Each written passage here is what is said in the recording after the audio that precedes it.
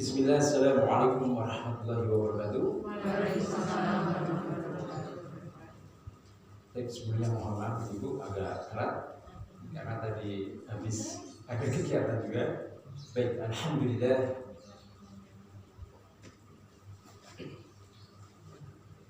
Bismillahirrahmanirrahim.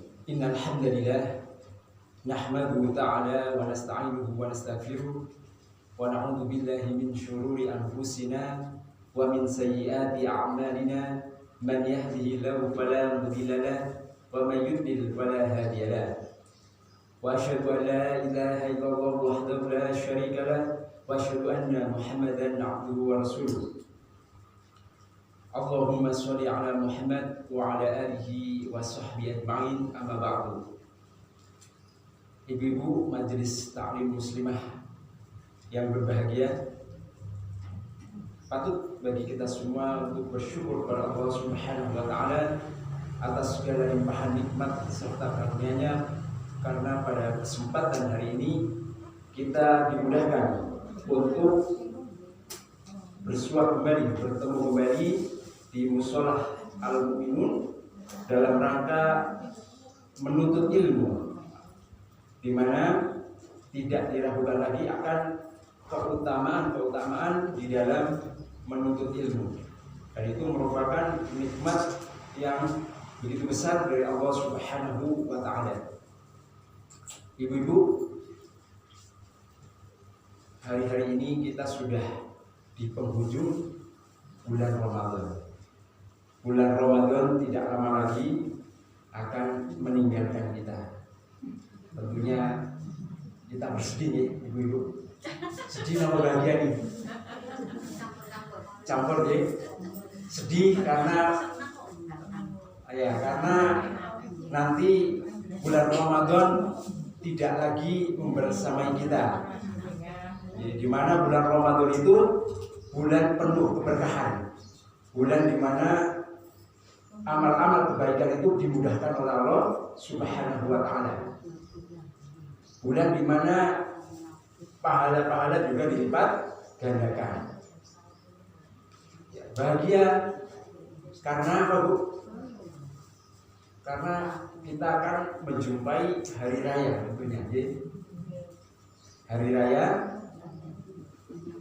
di mana itu merupakan bagian dari puncak kebahagiaan kita semua juga. Seperti itu, jadi campur aduk nih rasanya. Masya Allah. Tapi perlu diperhatikan, kita masih ada sisa beberapa hari lagi. Mudah-mudahan tentunya Allah Subhanahu wa taala memberikan kita panjang umur. Kita dapat menjumpai hari raya Idul Fitri sehingga kita juga bisa berbahagia di situ. Dan jangan lupa ibu-ibu, meskipun ini di penghujung Ramadan, tetap harus semangat, ya, harus tetap semangat, jangan kendor. Karena kalau kita kendor khawatir di akhir-akhir Ramadan ini malah kita tidak meningkatkan amal kebaikan kita, sementara di akhir Ramadan ini terdapat satu malam yang lebih baik dari 1000 bulan, dan ini harus kita lebih semangat di situ, ya. Monggo, Masya Allah, semoga kita dimudahkan. Baik, ibu-ibu, pada kesempatan hari ini insya Allah tema kita adalah zakat, ya, bab zakat. Mungkin untuk mengawali perjumpaan kita, nanti yang kita akan bahas adalah terkait dengan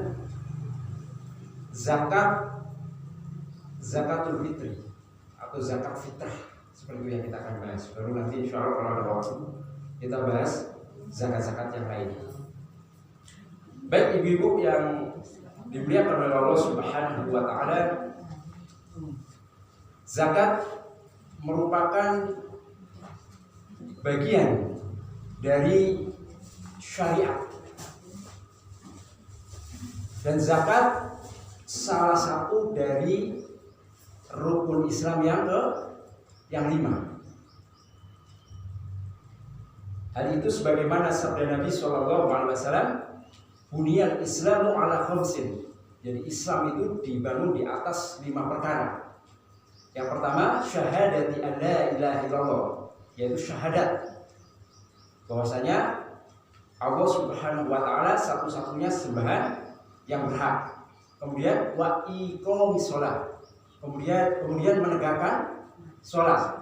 Yang ketiga wa itaiz zakah, yaitu menunaikan zakat. Yang keempat wa shaumi Ramadan, berpuasa di bulan Ramadan. Alhamdulillah saat ini kita.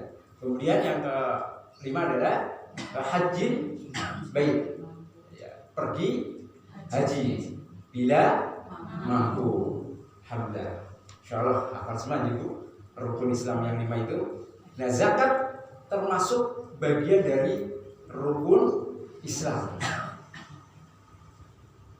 Dan hukum ya dari zakat sendiri adalah wajib. Ya, seperti sholat, seperti puasa. Tentunya dengan ketentuan tertentu nanti dari masing-masing. Ibu-ibu yang berbahagia, insya Allah untuk mengamali jumpa kita pada kesempatan sore hari ini, kita akan membahas terkait zakatul fitri. Zakatul fitri disebut juga dengan apa, Bu? Zakat fitrah. Kalau di sini apa namanya, Bu? Zakat fitrah. Jadi tidak ada bedanya. Kita boleh mengistilahkan dengan zakatul fitri, boleh mengistilahkan dengan zakatul fitrah, zakat fitrah. Ya. Zakat fitrah ini adalah sedekah yang wajib ya dikeluarkan ketika selesai Ramadan. Jadi setelah kita berbuka di bulan Syawal, tanggal 1 Syawal. Jadi ketika sudah memasuki tanggal 1 Syawal, kita sudah berbuka, sudah lagi tidak bulan Ramadan, maka di situ kita wajib untuk mengeluarkan zakat ini, yaitu yang disebut dengan zakat fitrah. Dan hukumnya, hukum zakat fitrah sendiri adalah wajib bagi setiap muslim.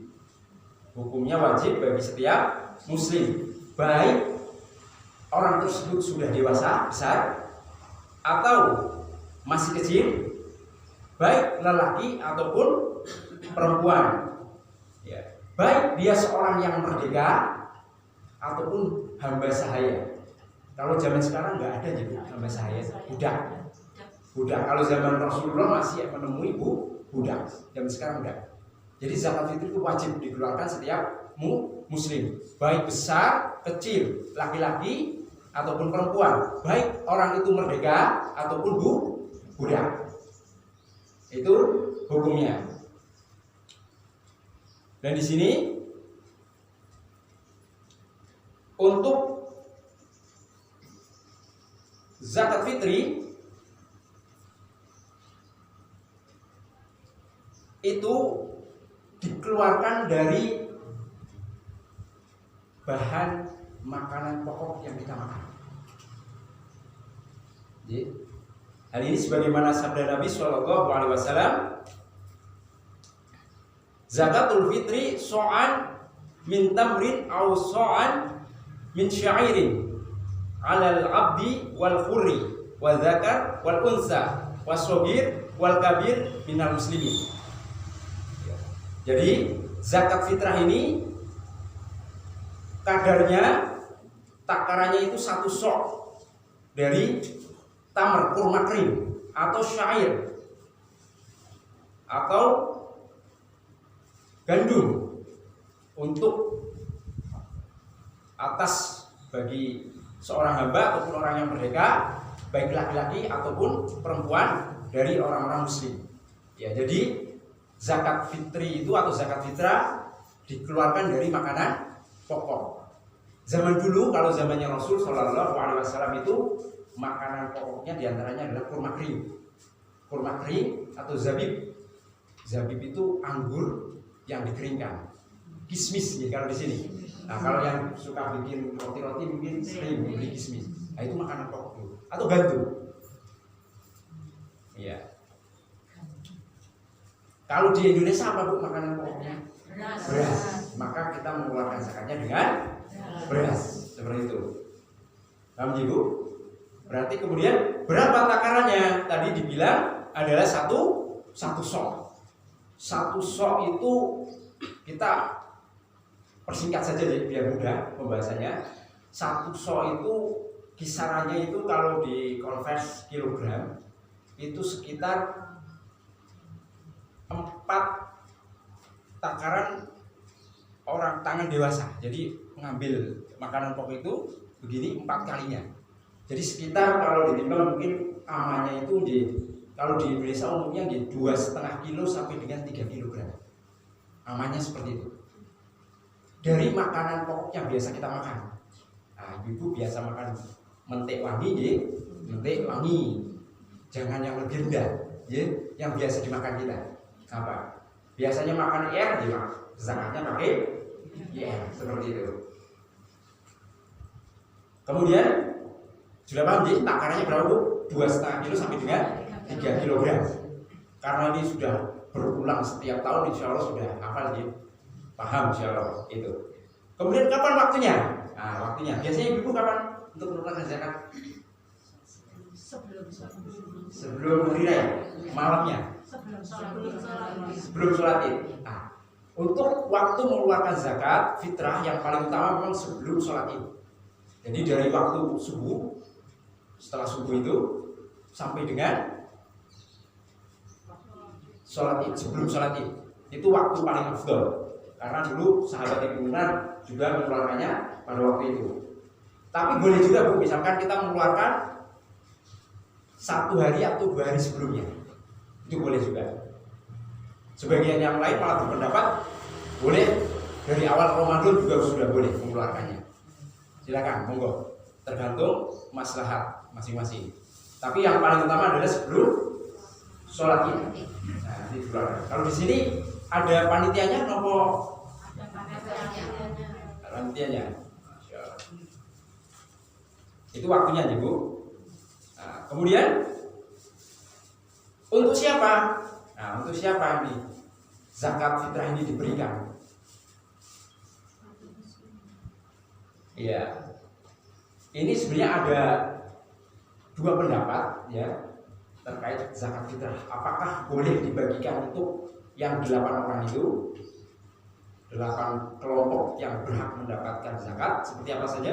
Siapa saja? Fakir, miskin, ambil zakat, kemudian gharim, ya, ibnu sabil, kemudian mu'alaf, gitu ya. Ya, dari 8 itu ada yang berpendapat boleh untuk semuanya. Ada juga yang berpendapat hanya khusus fakir dan miskin, khusus zakat fitrah. Jadi hanya diberikan kepada orang fakir dan miskin. Kalau di sini pripun Bu umumnya? Untuk siapa? Fakir miskin yatim piatu. Fakir miskin yatim piatu. Iya, alhamdulillah. Nah, kalau yang panitia mengumpulkan, misalkan di sini berpendapat boleh ke 8 orang asnaf, kelompok golongan yang mendapatkan zakat, berarti termasuk di dalamnya amil. Jadi kalau panitia zakat itu tidak bisa disebut amil. Jadi nggak berhak ya. Kalau amil zakatnya mampu, bukan termasuk golongan fakir miskin, maka tidak mendapatkan. Seperti itu. Atau maaf saya ulang, tadi dikatakan bahwasanya panitia zakat tidak bisa disebut dengan amil, sehingga panitia zakat itu juga tidak berhak mendapatkan zakat. Seperti itu. Paham ya di sini? Panitia zakat bukan amil. Dan lalu siapa amil? Amil itu yang ditunjuk pemerintah atau resmi pemerintah yang menunjuk, baru itu namanya amil. Amil zakat. Jadi kalau hanya sekedar dibuat mandiri, khusus misalkan pas bertepatan dengan hari raya Idul Fitri atau pas Ramadan ya biasanya ditutup, maka itu tidak disebut dengan amil zakat. Sehingga kalau kita berpendapat bahwasanya amil zakat itu berhak mendapatkan zakat fitrah, maka karena panitia tidak dimasukkan bagian amil zakat maka tidak berhak. Tidak berhak digolongkan sebagai amil zakat karena bukan pemerintah langsung yang mengambil atau resmi dari pemerintah. Jadi di sini perbedaannya, panitia tidak bisa disebut dengan amil. Ya, jadi dia kalau memang di sini pendapatnya boleh memberikan zakat fitrah untuk amil maka tidak berhak, kecuali nanti kalau panitianya itu memang termasuk golongan fakir dan miskin baru dikasih seperti itu. Iya. Paham jadi ini perbedaannya sampai sini? Itu. Tadi besarnya adalah berapa? 2,5 Ya, 2,5 kilo atau sampai dengan 3 kilo. Ya. Kemudian kita masuk ke hikmah. Apa sih sebenarnya hikmah dari zakat fitrah ini? Ya, di sini ada beberapa hikmah. Di antaranya adalah yang pertama adalah untuk mensucikan orang yang berpuasa. Ya, dari perkataan sia-sia dan juga kata-kata kotor. Jadi hikmah dari adanya zakat fitrah itu yang pertama adalah untuk mensucikan diri, karena memang zakat fitrah sendiri adalah zakat nafas, zakat badan. Jadi fungsinya itu. Yang pertama adalah dari hikmahnya adalah mensucikan orang yang berpuasa dari perkataan sia-sia dan kata-kata kotor, serta untuk kekurangan ketika kita berpuasa di bulan Ramadan. Kan biasa nih Bu, kalau bulan Ramadan itu ya kadang namanya manusiawi, manusia kadang melakukan hal-hal yang keluar dari syariat, entah berbicara kasar, kotor, atau berbicara yang tidak penting seperti itu, dan malah mengandung dosa, biasa seperti itu ya, manusiawi. Dan ini fungsinya zakat kita adalah untuk mensucikan. Kemudian yang kedua adalah diantara hikmahnya untuk memberikan makan kepada orang miskin dan mencukupi mereka ketika hari raya, sehingga ketika hari raya tidak perlu minta-minta. Ya, jadi untuk mencukupi orang-orang miskin. Hikmah ketiga yaitu untuk saling berbuat memberi kebaikan antara orang kaya dan juga orang miskin. Kemudian hikmah keempat adalah kita akan mendapatkan pahala dari hal tersebut karena telah menunaikan zakat pada yang berhak menerima dari waktu yang telah ditentukan. Ya, pahala jadi zakat itu Masya Allah. Kemudian yang kelima, zakat fitri adalah zakat badan yang Allah tetapkan setiap tahunnya pada hari raya Idul Fitri.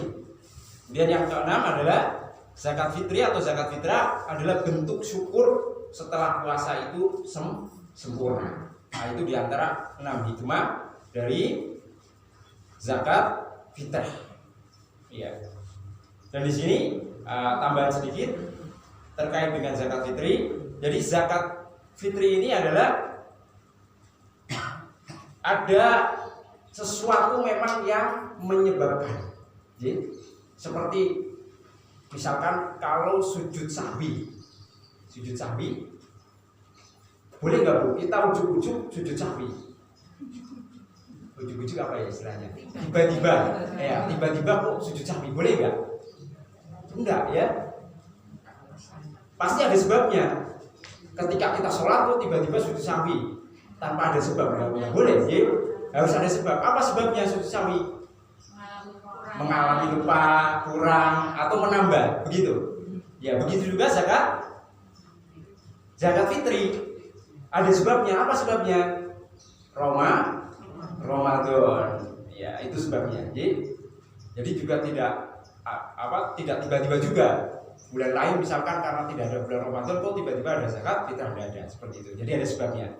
Sebagaimana sujud sahwi. Jadi di sini,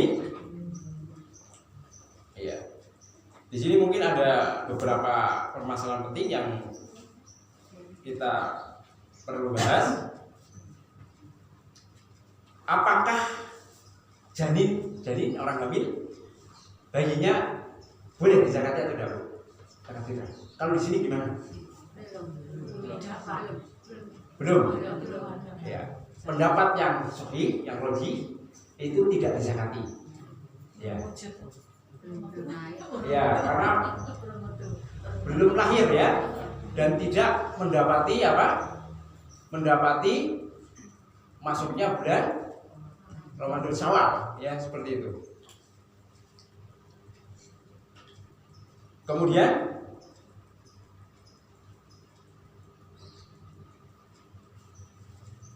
untuk orang gila gimana Bu? Dikeluarkan nggak? Untuk orang gila dikeluarkan nggak? Dikeluarkan, ya. Kalau orang istilahnya keluarganya itu ya keluarkan. Ya. Kalau keluarganya nggak tahu ya. Ya, keluarganya nggak tahu dah. Tapi kalau misalkan kita jadi punya saudara, punya keluarga lah ya, bagian keluarga yang dia itu modelnya ya digijik. Sekarang nggak boleh ngucapin gila ya. Digijik. Itu tetap wajib zakat. Jadi wajib zakat. Dan orang yang menanggungnya itu yang mengeluarkan zakatnya, seperti itu. Kemudian masalah lagi, apakah boleh mengeluarkan zakat dengan uang untuk mengganti makanan? Gimana Bu? Boleh tidak? Boleh?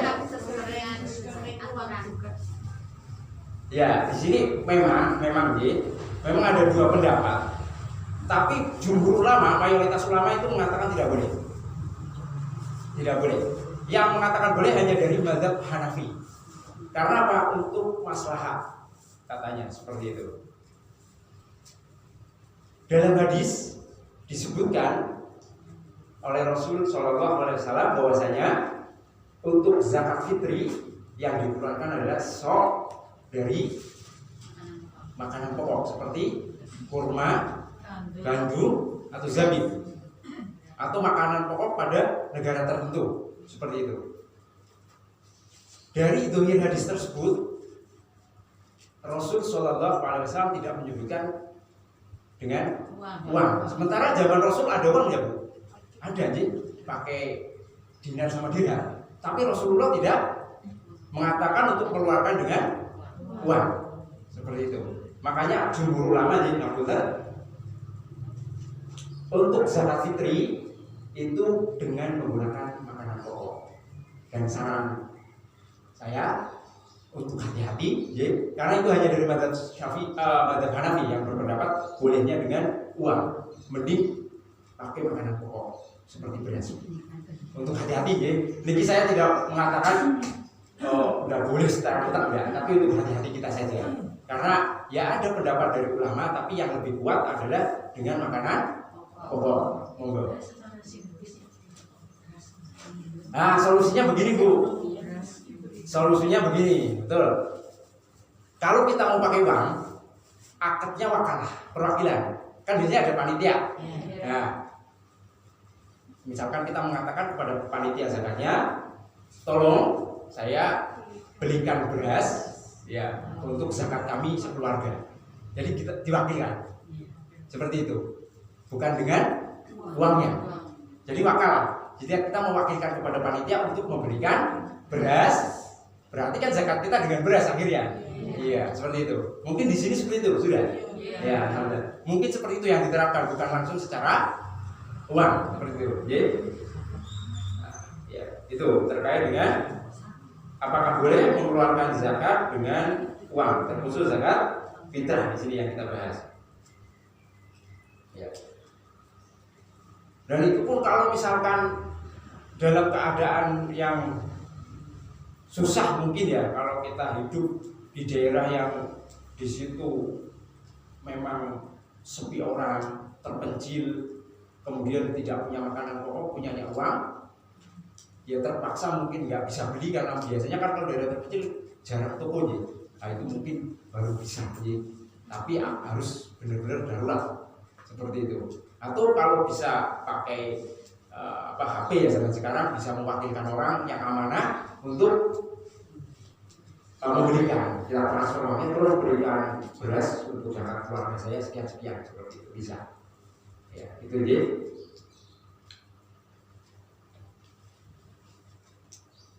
Baik, itu diantara hal yang kita bahas dari zakat fitrah atau zakat fitri. Baik, mungkin itu ya, karena permasalahan lain sepertinya tidak perlu kita bahas terkait dengan zakat fitrah. Insya Allah ibu-ibu sekalian sudah cukup memahami dengan bagus terkait dengan zakat fitrah, karena memang zakat fitrah ini berulang secara kontinu setiap tahunnya, dan insya Allah juga sudah sering dibahas ibu. Ya, alhamdulillah seperti itu. Sepertinya juga tidak ada permasalahan ya terkait zakat fitrah itu sendiri. Mau tanya, kalau kita apakah harus selalu ambil zakat? Kadang-kadang kita kan ingin memberikan kepada seseorang.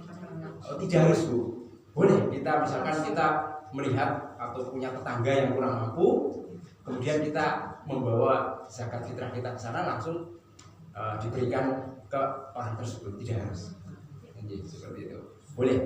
Kalau kita pakai panitia juga tidak masalah. Kalau kerepotan kita misalkan. Monggo, mungkin ada pertanyaan lain terkait dengan zakat fitrah sebelum kita beranjak ke pembahasan zakat yang lain.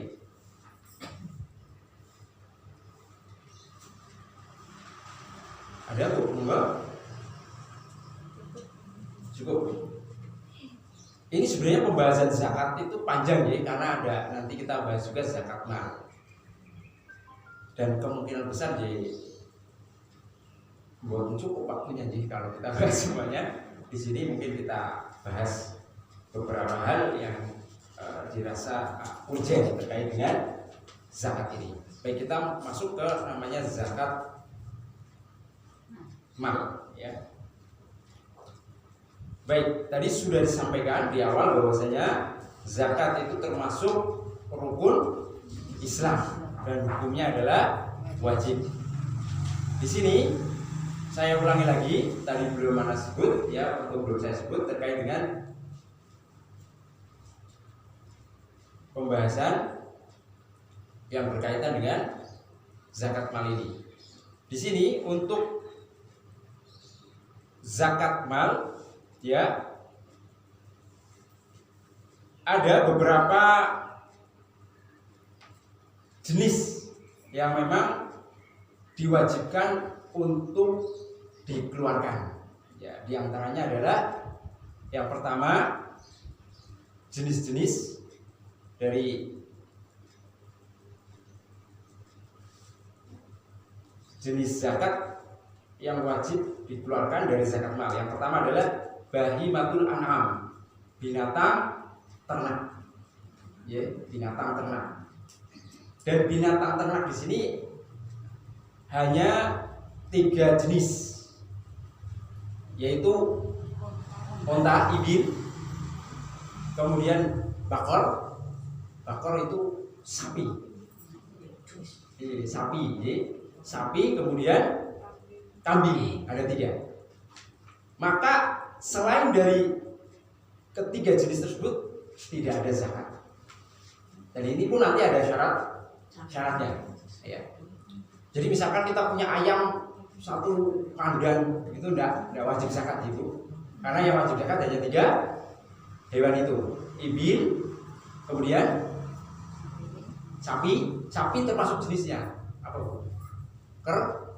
Kerbau. Kerbau kan termasuk jenis sapi, itu juga wajib zakat. Kemudian yang ketiga adalah kambing. Kambing kan macam-macam ya. Ada domba, ada kambing kacang, kambing etawa, itu termasuk semuanya. Termasuk bagian dari yang dikeluarkan zakat padanya. Ya, dan di sini nanti kita sebutkan syarat-syarat masing-masing. Terus jenis yang kedua adalah nakdan, yaitu apa namanya? Dhahab wal fiddah, emas dan perak. Ya, ini juga wajib ya dikeluarkan zakatnya kalau terpenuhi ya syarat-syaratnya, nanti kita sebutkan insyaallah taala. Emas dan perak. Kemudian yang ketiga adalah urut tijarah, barang perniagaan. barang dagangan. Nah, ini yang usahanya jual beli harus belajar bab zakat ya, terkait barang yang dijual belikan. Barangkali udah sampai di shop, maka di situ wajib mengeluarkan zakatnya. Nah, nanti perlu kita bahas juga secara rinci insyaallah. Terus yang keempat adalah al-hubub wasthimar, biji-bijian dan buah-buahan. Ya, itu juga. Kemudian yang kelima adalah al-ma'adin warikas. Ya. Segala sesuatu yang berada di dalam bumi seperti barang tambang, itu termasuk. Ya, atau rikas, barang temuan juga termasuk. Di situ wajib kita mengeluarkan zakatnya. Jadi ada 5 jenis. Apa aja Bu tadi? Binatang ternak, kemudian ya emas dan perak, kemudian barang dagangan, perniagaan, kemudian biji-bijian dan thimar. Ini maksudnya hasil pertanian, tapi hasil pertanian nanti ada rincian. Jadi tidak setiap hasil pertanian bisa dikeluarkan zakat. Kalau sayuran boleh tidak? Hasil pertanian juga. Nah, ini ya. Kalau dari hasil panennya tidak ada sayuran atau buah-buahan yang udah busuk juga enggak. Ya, termasuk nanti ada rincian. Kemudian yang kelima tadi adalah barang tambang seperti apa? Emas, perak, tembaga dan selain dari hal tersebut. Ya. Atau barang-barang temuan. Ya, itu juga termasuk dari wajib zakat. Kemudian kita masuk ke syurutu wujubiha, syarat wajibnya zakat. Ya. Zakat wajib dikeluarkan itu apabila terpenuhinya syarat-syaratnya. Yang pertama, di antara syarat orang yang mengeluarkan syarat orang yang wajib mengeluarkan zakat adalah al-Islam, Islam. Jadi kalau orang itu kafir boleh enggak? Tidak boleh, ya? Karena syaratnya harus Islam. Jadi fala tajibu zakat 'alal kafir. Jadi tidak diwajibkan zakat untuk orang kafir. Meskipun misalkan orang kafir tersebut sugih banget, tidak wajib baginya. Ya, kemudian syarat kedua adalah al-huriyah, merdeka. Ya, merdeka. Jadi enggak wajib bagi hamba sahaya atau budak. Tapi kalau zaman sekarang tidak ada nih kayaknya yang namanya budak atau hamba sahaya. Itu syarat kedua. Syarat ketiga, dia harus memiliki harta tersebut secara sempurna. Jadi kepemilikannya itu sempurna milik orang tersebut, bukan milik orang lain. Kita misalkan megang uang 1 miliar tapi uangnya orang lain, ya nggak wajib ya, bukan milik kita meskipun di rekening kita, seperti itu. Paham ya di sini? Jadi harus kepemilikan sempurna miliknya dia. Jangan kita nyimpen uangnya orang 1 miliar kemudian kita malah mengeluarkan zakat dari itu, nggak wajib karena bukan milik kita, seperti itu. Kalau di atas namakan orang lain, tapi di atas namakan orang lain. Milik kita, Ya, tapi di atas namakan orang lain. dititip gitu maksudnya Bu? Iya. Iya, harus kita yang mengeluarkan. Misalkan kita titip kepada orang lain, kita mengeluarkan dari situ. Seperti itu. Karena kan itu harta kita. Kalau nanti sesuai terpenuhi ya syarat-syarat yang lain seperti itu. Itu tadi yang pertama adalah Islam, merdeka, kemudian milik sempurna. Kemudian syarat yang keempat adalah sudah berjalan 1 haul. Jadi 1 tahun bulan Hijriah. Jadi harta itu sampai dengan apa? Sudah berjalan 1 tahun bulan Hijriah. Kemudian syarat yang berikutnya adalah nisab, harus sudah mencapai juga nisabnya. Seperti itu. Ya. Islam, merdeka, harta milik sendiri dan mencapai nisab tentunya ya. Kalau nggak mencapai nisab nggak wajib. Kemudian harta itu berjalan selama 1 tahun bulan Hijriah. Ya nanti berarti harus menghitung dengan bulan Hijriah. Itu syarat-syaratnya. Nah, kita mulai ke pembahasan pertama di sini. Di buku disebutkan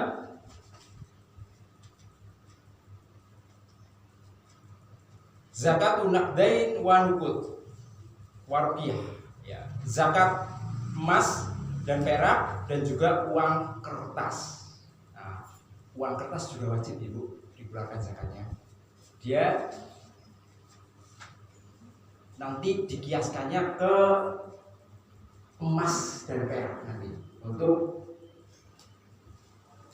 batas dari pengeluaran zakatnya.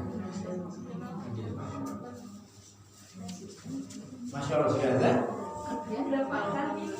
Alhamdulillah. Baik, karena sudah ada, ya mohon maaf, kita cukupkan dulu pembahasan kita. Kan makin maju. Makin maju ya, Bu? Oh ya, baik. Masya Allah, belum masuk ini sebagai pembahasan. Dan betul apa Bu? Mudah-mudahan di lain kesempatan kita bisa membahas lebih rinci semua pembahasan terkait zakat. Makanya beri sedikit aja. Boleh. Kalau uang kurangnya nisabnya berapa? Kalau uang nisabnya berapa? Uang nisabnya berapa? Jadi tadi kan saya sudah sedikit singgung, dikiaskan ke emas dan perak. Ini sebenarnya ada perbedaan pendapat, Bu. Ya, apakah mata uang itu atau uang kertas itu diterusnya dengan apa? Dianalogikannya dengan emas atau perak? Sebagian pendapat dengan emas. Berarti kalau nilainya itu sebesar senilai 85 kilogram. 85. Ya, gram. Astagfirullah. Saya salah mengucapkan. Maksudnya gram. Ya, senilai 85 gram. Emas murni. Jadi misalkan harga sekarang emas murni berapa? 1 juta. Berarti kita konvers ke situ. Kalau kita memiliki uang 85 juta, Berapa persen? 2,5%. Itu pendapat pertama. Jadi standarnya emas. Standar kedua perak. Jadi kalau nilainya sebesar perak sudah wajib zakat.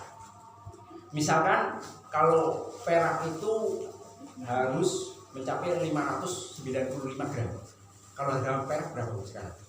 15 ya. 15, kayaknya 15.000 segramnya. Coba kita kali.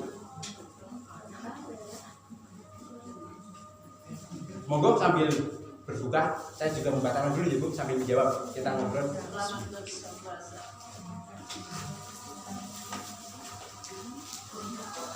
Kita katakan 15.000 ya Bu. Kita kali 595. Nah, ini Bu, kalau kita terus perak harganya 15.000, kemudian kita kali untuk batas besarnya perak itu 595 gram, maka kalau kita mempunyai uang 8.925, maka wajib zakat. Nah, kalau ibu memiliki uang 10 juta, kemudian berjalan 1 tahun, wajib zakat Bu. Kalau kita mengambil pendapat yang menggunakan perak, saya sekali lagi sampaikan, jadi ada 2 pendapat. Ada yang mengambil dengan batas minimal emas, ada yang mengambil dengan perak. Nah, kalau mungkin untuk lebih membahagiakan orang-orang miskin, kita gunakan yang perak ya. Karena nanti semakin sering kita mengeluarkan zakatnya otomatis. Kita punya uang 10 juta berjalan 1 tahun, keluarkan zakat. Seperti itu. Jadi tadi batasnya kalau kita mempunyai uang 8.925 sudah wajib zakat. Tapi uang itu harus sudah tersimpan 1 tahun hitungan bulan Hijriah. Seperti itu. Bisa dipahami ya? Kalau di sini Ibu standarnya ngikutin yang mana? Emas. Berarti harus mencapai puluhan juta dulu ya, baru mengeluarkan. Tapi ya itu, saya sekali lagi ada 2 pendapat di situ, dikatakan ada yang menggunakan emas, ada yang menggunakan perak. Tapi untuk biar kita sering mengeluarkan zakat atau memperbanyak orang yang mengeluarkan zakat, mungkin bisa menggunakan standar perak ya, untuk kita menggunakan zakat. Jadi batas paling rendahnya. Gitu. Jadi kami dulu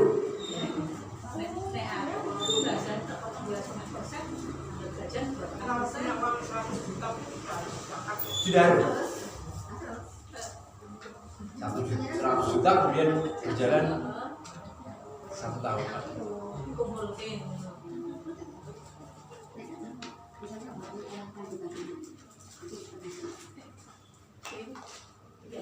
Mungkin kalau umumnya di masyarakat itu ibu pakai emas nih, dikiaskan dengan emas nih. Jadi maaf Anya, kalau misalnya ya kita tiap bulan mengeluarkan, tapi untuk bukan keperluan kita, tapi keperluan orang lain, misalnya untuk menyekolahkan apa-apa, itu sudah termasuk enggak? mengeluarkan Menyantuni. menyantuni Ya, itu termasuk enggak? enggak termasuk zakat Bu, Enggak. tapi itu termasuk sedekah. Oh, sudah. Kan tadi kalau zakat harus ada syaratnya ya, karena dikiaskan ke emas dan perak, berarti uang kita itu harus pertama mencapai nisab.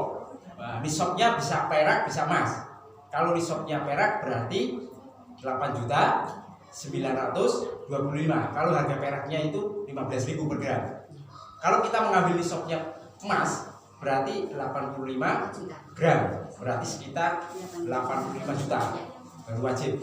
Dan itu pun harus sudah Mengendap 1 tahun. mengendap 1 tahun, tahun Hijriah. Seperti itu. Jadi kalau belum sampai 1 tahun sudah di belakang itu ya bukan termasuk zakat, jadi sedekah. Betul,